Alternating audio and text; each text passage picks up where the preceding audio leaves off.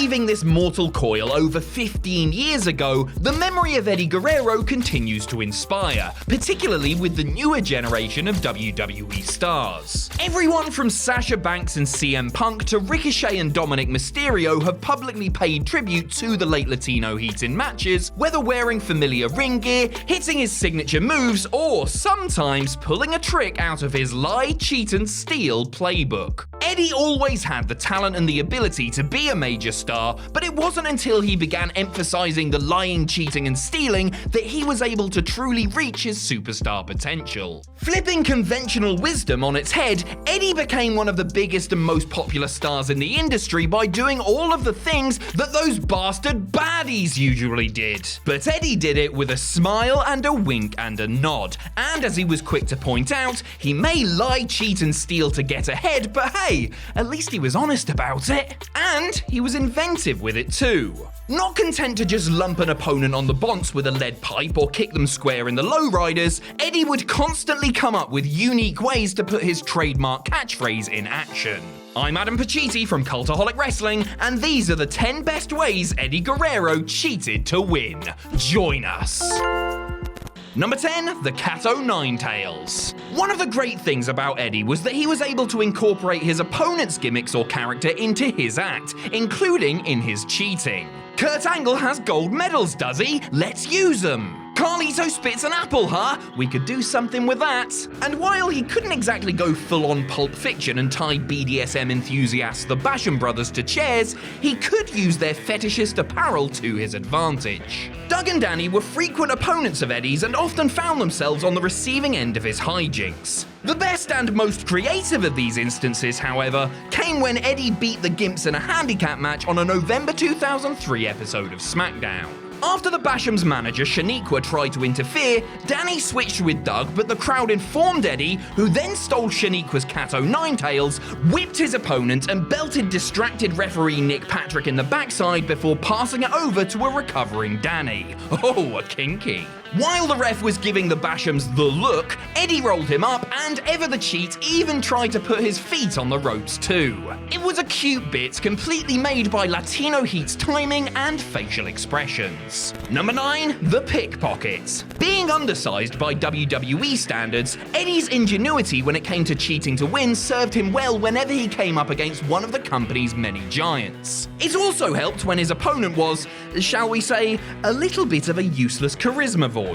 Eddie, of course, was positively bursting with passion and personality, but he wasn't always matched up against similar opponents, and so the cheating made at least the finishes of matches against the likes of the Bashams and Luther Reigns and Mark Jindrak memorable. Eddie found himself battling Luther in the opener of 2004's No Mercy pay-per-view. It was a slide down the card for the man who had main evented order-only events earlier in the year, but Guerrero was still determined to put on a show and entertain. At the close of a match dominated by Reigns, Eddie was outside of the ring and, sensing an opportunity, picked the pocket of an unsuspecting ringside security guard, nicking his baton. He brought a chair back into the ring as a decoy, and it promptly met a protesting Jindrak skull, then, after missing a frog splash, used the baton to put Luther down before hitting the move successfully for the win. Number 8, Hammer Time. Another entry, another instance of our man stuffing an inanimate object into his boots. In the autumn of 2003, Eddie was moving up the card as the ultra-popular US champion. He had originally been a devious heel, but fans were reluctant to boo him and turned him babyface again soon enough. On the October 16th edition of SmackDown, he put his US title on the line against Rhino, himself trying to move up the card after a recent return from major neck surgery. The contest was a customarily good one, the type of competitive back-and-forth bout that typified the blue brand in this era. And the finish had more classic Latino Heat cheating, although Rhino played a part in his own downfall on this occasion. Early in the match, the Man Beast had brought the title belt into the ring and went to hit Eddie with it, only for referee Nick Nick Patrick to intervene and move the title to the corner of the ring under the bottom turnbuckle. Later in the match, Eddie was knocked over the top rope to the outside and began unlacing his boot, placing the timekeeper's ring bell hammer in there and going back inside. The champ then tossed it to Rhino, which the referee saw and, using the distraction, grabbed the title belt from earlier and decked him with it for the win. Number 7, a missed opportunity. The man that Eddie had tried to turn heel on in 03 was Tajiri, Guerrero's makeshift tag team champion partner, drafted in when nephew Chavo went down with an injury. The pair picked up where Los Guerreros left off and had a number of outstanding matches, but all good things must come to an end. When the Japanese buzzsaw accidentally collided with Eddie's lowrider, Latino Heat responded by smashing him through the windshield. Seems like a bit of an overreaction to a car being slightly damaged, but then again, I'm a bit more of a Harley-Davidson man myself. Anyway, Tajiri finally got a shot at Eddie and his US title on the July 31st episode of SmackDown, taking the champion to the limit in an absolute banger. Naturally, Guerrero wasn't about to try and win the bout in an honorable fashion, and it wasn't long before he backheeled his opponent in the Tarantulas. Tajiri attempted to hit the green mist in retaliation, but Eddie ducked and it blinded the referee instead. That provided Eddie with the perfect opening to grab his title belt and hit the frog splash to retain. Not before, however, borrowing commentator Taz's bottle of water to help wash out the ref's eyes, of course. He may lie, cheat and steal, but he takes emergency first aid very seriously. Number 6, if at first you don't succeed, cheat and cheat again. Eddie Guerrero had lied, cheated and stolen his way to the finals of the United States title tournament in the summer of 2003. En route to a match with Chris Benoit at Vengeance, Guerrero had gotten one over on Ultimo Dragon and Billy Gunn, while the Rabid Wolverine saw off Matt Hardy and Rhino. The two longtime friends and rivals were the perfect pairing for the final of a tournament to crown a new champion after the once prestigious US title had been vacated for a couple of years. And while, yes, there was the usual blend of hard strikes, submissions, suplexes and high flying that you would expect of Benoit and Guerrero, there was also a new element added as Eddie was well into his run as the crafty liar, cheater and stealer. And Eddie was truly committed to the bit, trying again and again during the final stretch of the match to put the crippler away by any means necessary. First he hit Benoit with the championship belt, but that didn't get the job done. So then he hit referee Mike Chioda in the back with it and tried to frame his opponent, but he apparently hit the official too hard and so that didn't work. Moments later, poor Chioda got blasted again, this time when Eddie pulled him in the way of a diving headbutt. Then Rhino ran in and hit Benoit with a gore as Eddie braced himself for impact before giving a coy shrug of the shoulders and nailing a picture-perfect frog splash to bag the gold. Number 5, the smoking belt. By the fall of 2003, it was quite clear to anyone with eyes and ears that WWE had some big plans for Eddie Guerrero. Having climbed up the card throughout the course of the year, Guerrero found himself in possession of both the United States and tag team titles held once again with Chavo.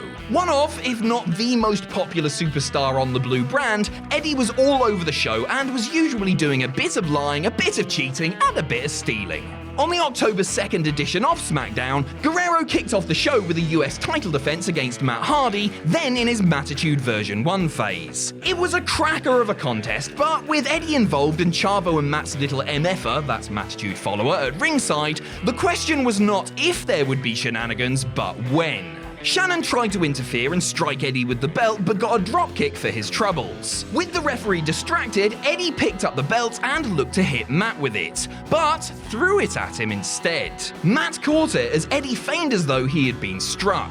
Then, when the ref removed the foreign object from the situation, Chavo ran in and belted, see what I did there, Hardy with his own title. A wry smile and a frog splash later, and Eddie walked out as the reigning champ. Number 4, the Phantom Ring Bell. When Chavo got injured in the spring of 03, WWE made the best of a bad situation by pairing Eddie with the underutilized yet ultra-talented Tajiri. The team won the WWE Tag Team titles in their first match as a duo, downing Team Angle in a swashbuckling ladder match at Judgment Day. Don't get your hopes up too high if you're going back and checking the match out, however. There were no actual pirates or anything involved. I've just been itching to use the word swashbuckling in a video for a while now. Anyway, Charlie and Shelty were eager to regain the straps and got their rematch a couple of weeks later on SmackDown. It was another doozy, but without ladders at his disposal, Eddie had to think of another way to win the match. So he chose the ring bell instead, though he didn't use it in the way you would automatically suspect. Rather, at the end of the match, Charlie had Tajiri in the Heart of Pain submission hold when the bell suddenly rang. Only the referee hadn't called for it, and in the confusion, Eddie was able to bring the title belt into the ring and get Charlie Boy framed, winning the match for his team via DQ. Replays showed that it was actually Eddie, the cheeky little scamp, who had rung the ring bell and triggered the misunderstanding. Number 3. Cheating the Beast. Eddie's lying, cheating and stealing antics had made him so popular that, come 2004, WWE were willing to position him as the challenger for Brock Lesnar and the WWE title. This was far from ordinary at the time, as Eddie, popular, skilled and charismatic though he was still several inches shorter and about 50 pounds lighter than what WWE usually look for in their figureheads. Eddie also had to get a little bit more serious and dial down the comedy as he headed for a showdown with the next big thing. But that didn't mean he wasn't still going to try and cheat his way to victory, of course. Their match, the main event of the No Way Out pay-per-view, was a classic. The prototypical David vs. Goliath bout, where the persistent Latino heat just wouldn't quit against his much larger foe. While David had a slingshot, Eddie had the WWE title belt, which he was able to use as he countered an F5 and dropped Brock's big slab of a head onto the gold with a mid-air DDT. Okay, he also had an assist from Goldberg, who ran into Nail Lesnar with a spear, but the Beast kicked out of that, and in the end, it was up to Eddie to get the job done and win his first and only world title. Number 2, cheating until the end. In the final year of his career, Eddie flip-flopped between beloved babyface to hated heel and back again. Feuds with the likes of Rey Mysterio and Batista had been some of the best work of his career, but as a bad guy, the lovable lying, cheating and stealing escapades had all but disappeared, replaced by a ruthlessness and intensity until now unseen. And he was doing mad stuff like claiming to be the father of his enemies' children, but let's move swiftly on.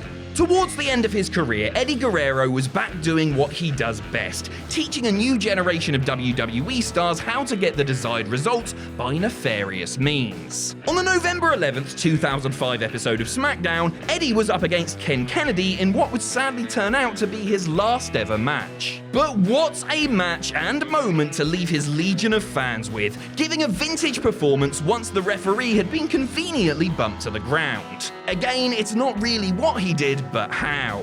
That mischievous little look at the hard cam before grabbing the chair and setting Kennedy up for the DQ, that little wave goodbye as he had his hand raised in victory. It was classic stuff and showed that Eddie Guerrero was an entertainer right until the end. Number 1, the Magic Boot. As WWE Champion, Eddie went from battling Brock Lesnar to fighting off Kurt Angle, which is sort of like saying, well, Everest was a laugh, let's give Kilimanjaro a go, shall we? It was a real test for Latino heat, especially considering it was his first major defense of the title, and it was taking place in Madison Square Garden at the 20th WrestleMania. Eddie and Angle had wrestled before that night, and they had wrestled afterwards, but this remains their finest work, thanks in large part to one of the most memorable finishes ever. The match was a great piece of the proverbial human chess, each man entering with a strategy and trying to out-wrestle the other. Angle had the intensity, while Guerrero had the experience and the craftiness. As the match wore on, Kurt got more and more frustrated and aggressive, leaving himself open.